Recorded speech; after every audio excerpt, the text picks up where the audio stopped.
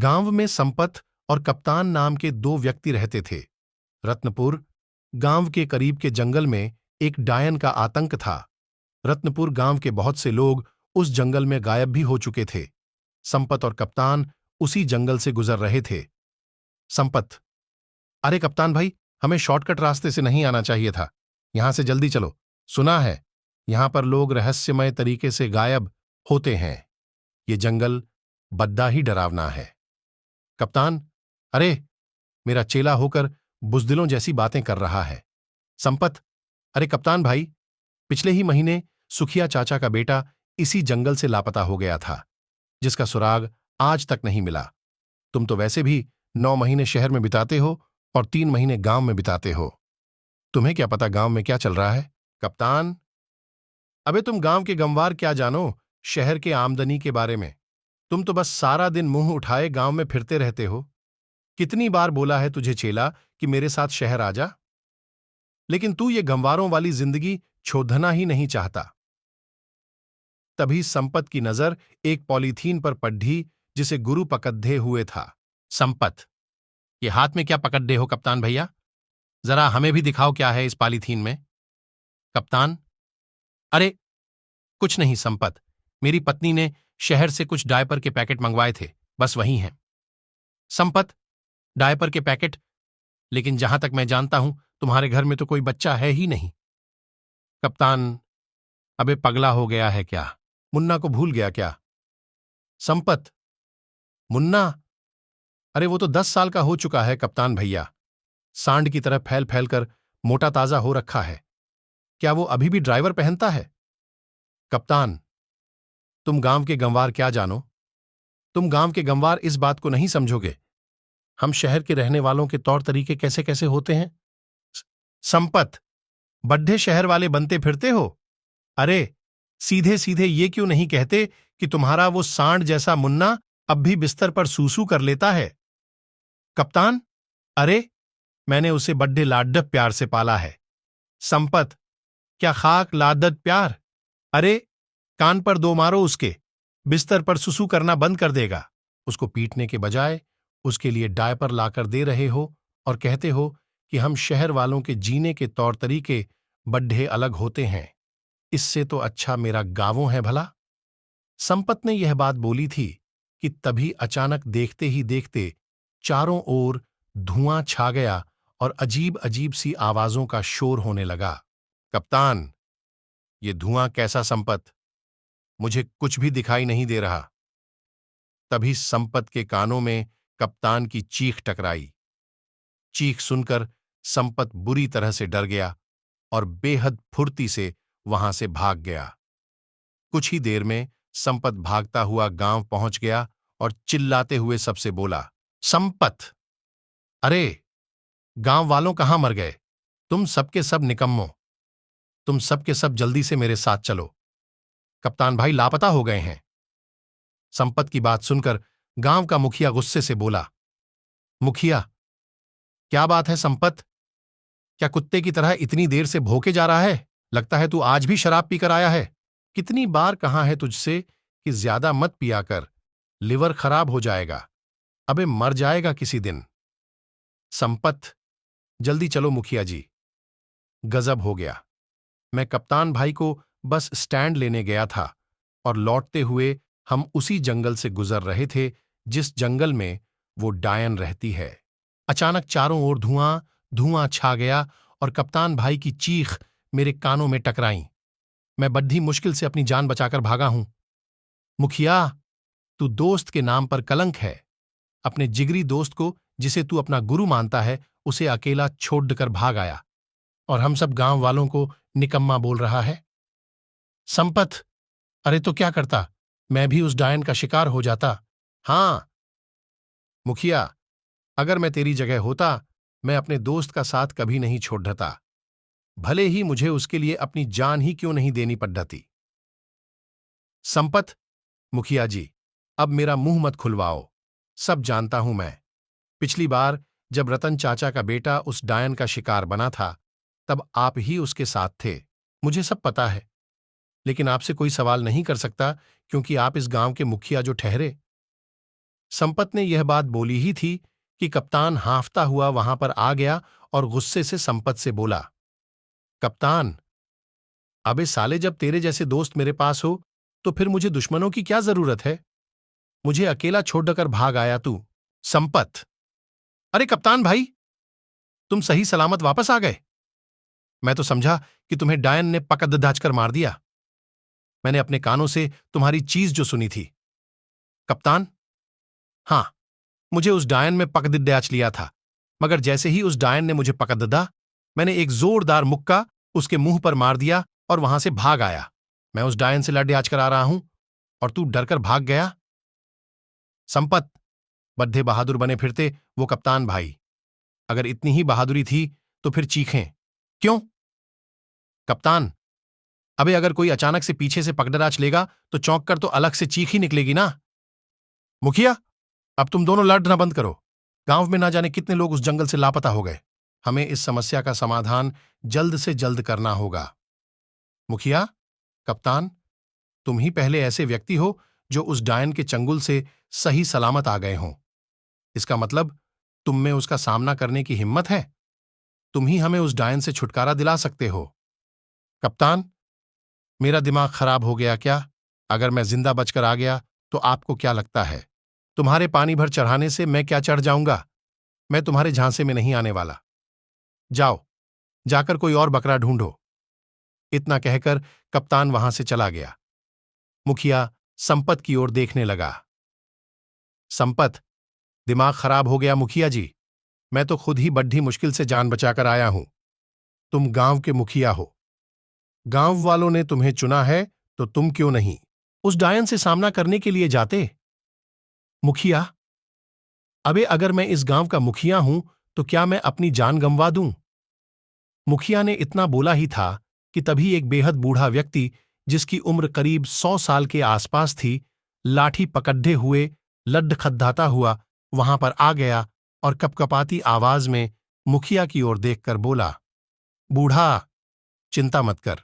मैंने टेलीफोन के जरिए एक बहुत पहुंचे हुए साधु को उस डायन के बारे में बता दिया है। आज रात वो आने वाला है।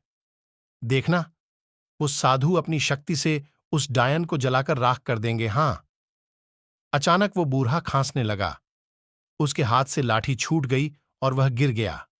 उसे गिरता देख मुखिया गुस्से में संपत की ओर देखकर बोला, मुखिया, अबे देखता क्या है, उठा इसको। संपत, ये झुमरी के परदादा भी ना, जब इनसे चला नहीं जाता तो फिर ये घर से बाहर निकल कैसे आते हैं? तभी अपने परदादा को ढूंढते हुए झूमरी वहां पर आ गई। संपत, ये तुम्हारा ये परदादा है ना, इन्हें घर के अंदर बंद करके रखा करो। झुमरी ने संपत से बोला। झुमरी, हर बार इन्हें घर पर बंद करके बाहर जाती हूं और पता नहीं कैसे दरवाजा खोल लेते हैं। सैकड़ों बाहर गिर चुके हैं, मगर मजाल है कि इनकी पसली में जरा सा भी कोई मामूली फ्रैक्चर हुआ हो। संपत, पता नहीं क्या खाया होगा इन्होंने जवानी में। झूमरी अपने परदादा को लेकर वहां से चली जाती है। रात का समय था। एक साधु रत्नपुर गांव के उसी जंगल से शॉर्टकट रास्ते से निडर होकर चला जा रहा था।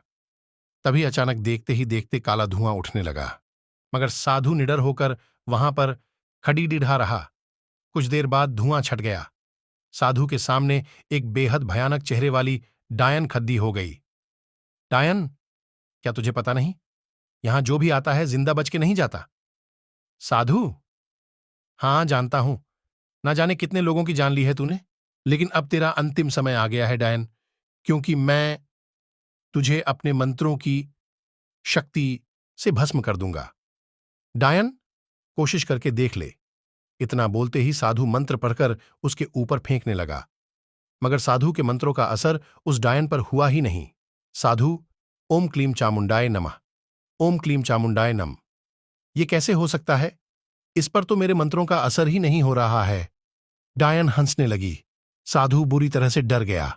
वो डर कर रत्नपुर गांव की ओर भागा और बेहोश हो गया। अगले दिन साधु की जब आंख खुली तो उसे गांव का मुखिया और सारे लोग घेरे हुए बैठे थे। संपत, कहीं तुम वही साधु तो नहीं जो डायन से हमें मुक्ति दिलाने आए थे? साधु, हां, मैं वही साधु हूं। कप्तान, लेकिन तुम तो यहां बेहोश पड्डिड्डे हुए हो। क्या तुमने डायन को खत्म कर दिया? संपत, वो डायन उम्मीद से ज्यादा ताकतवर निकली है। मेरे मंत्रों का उस पर कुछ भी असर नहीं हुआ। संपत, ये क्यों नहीं कहता कि तू एक पाखंडी साधु है? साधु, तुम मेरा अपमान कर रहे हो। संपत, अरे जाओ बाबा, डायन के सामने जब भाग रहे थे तब अपमान नहीं हुआ था। साधु, तुम्हें कैसे पता कि डायन के सामने मैं भाग रहा था? संपत, तुम्हारी शक्ल बता रही है। तभी एक पागल वहां आकर गुस्से से बड्ढाने लगा। पागल, तुम सब डरपोक हो। आज रात में उस डायन का खात्मा कर दूंगा। मुखिया, अरे अब ये पागल फिर से यहां पर आ गया, भगाओ इसे। संपत, अबे पागल कौन है तू? पिछले कुछ दिनों से तूने हम सब का जीना हराम कर रखा है। आज तुझे बताना ही पड़ेगा कि तू कहां से आया है। मुखिया, पागल हो गया है क्या? वो एक पागल है। वो तुझे कैसे बता सकता है कि वो कहां से आया है? उस बेचारे को तो अपना ही होश नहीं है। वो पागल बड्ड बद्धाता हुआ वहां से चला गया। कप्तान, देखना मुखिया जी, मुझे लगता है आज रात इस पागल की आखिरी रात है। संपत, सही बोल रहा है तू, ये मरेगा साला आज। मुखिया, अरे वो सब तो ठीक है, लेकिन इस समस्या का समाधान कैसे निकलेगा, इस बारे में सोचो। उस डायन के आगे तो ये साधु भी अपनी जान बचाकर भाग आया है। कप्तान और संपत, तुम दोनों इस गांव की आन बान और शान हो। तुम दोनों की जोड़ी इस गांव में गुरु और चेले के नाम से मशहूर है। आखिर तुम दोनों इस समस्या का समाधान क्यों नहीं निकालते? कप्तान, क्योंकि हम कोई तांत्रिक नहीं है मुखिया जी। आपने स्वयं देखा, ये तांत्रिक खुद अपनी जान बचाकर भागा है। भला हम कैसे इस डायन का मुकाबला कर सकते हैं? मुखिया, तो फिर गांव के लोग ऐसे ही लापता होते रहेंगे क्या? तभी गांव का एक आदमी बोला। आदमी, मुखिया जी, हम पुलिस की मदद क्यों नहीं ले सकते? कप्तान, अबे पागल हो गया है क्या? पुलिस वाले कब से डायन और चुड़ैल को पकड़ने लगे। अगर वहां पर मुखिया जी शिकायत लेकर गए तो उलटे डंडे मारकर भगा देंगे। मुखिया, बकवास बंद कर कप्तान। पिछली बार एक पुलिस वाला जो इन सब बातों पर यकीन नहीं करता था, उस जंगल में गया था, जो आज तक वापस नहीं लौटा। कप्तान, तो फिर अब आप सब कुछ भगवान के भरोसे छोड़ डच दीजिए मुखिया जी। वही हम सबको इस मुसीबत से बचा सकते हैं। कुछ दिनों बाद उस डायन का आतंक इतना ज्यादा बढ़ गया कि रत्नपुर गांव के लोग रत्नपुर छोड़ दूसरे गांव की ओर जाने लगे। एक रात की बात है, वह पागल बद्दाता हुआ उसी जंगल में जा रहा था कि तभी अचानक एक काला धुआं उठा। उसमें से वही भयानक डायन निकलकर प्रकट हो गई और पागल की ओर देखकर बोली, डायन, जंगल में मुझे सिर्फ इंसानों का मांस अच्छा लगता है, पागल का नहीं। पागल, तुझे कैसे पता मैं पागल हूं? बेवकूफ डायन, लोग मुझे इसलिए पागल कहते हैं क्योंकि मैं दिन भर शराब पिए रहता हूं और सच बोलता हूं। डायन, अगर तू पागल नहीं है तो मरने के लिए तैयार हो जा। डायन की बात सुनकर वो पागल हंसने लगा। डायन, तू मेरी हंसी बना रहा है। पागल, सच तो यह है कि तू डायन है ही नहीं। अगर डायन होती तो मुझे मार देती। पागल ने इतना कहा ही था कि डायन ने पागल को दबोच लिया। अचानक उस पागल की आंखों के सामने अंधेरा छाता हुआ महसूस हुआ। कुछ देर बाद जब उसकी आंख खुली तो उसने अपने आप को जंगल की एक बंद काल कोठरी में पाया, में जहां रत्नपुर गांव के वो सारे लोग मौजूद थे जो लापता हो गए थे। उन सब के हाथ पैर बंधे हुए थे। उन्हीं में से एक व्यक्ति ने पागल से बोला, आदमी, अबे बेवकूफ, क्या जरूरत थी तुझे यहां पर आने की? आज रात वैसे भी हम सबको विदेश भेज दिया जाएगा। ये सारे के सारे लोग मानव तस्कर हैं। हमारे ही गांव का कोई व्यक्ति उनसे मिला हुआ है जिसने डायन का खौफ फैला रखा है। पागल, झूठ बोलते हो तुम। मैंने खुद देखा वो काला धुआं, उस धुएं में से वो जो डायन निकली।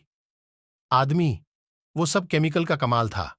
आज की तकनीकी के दौर में कोई भी मेकअप करके चुड़ैल डायन बन सकता है।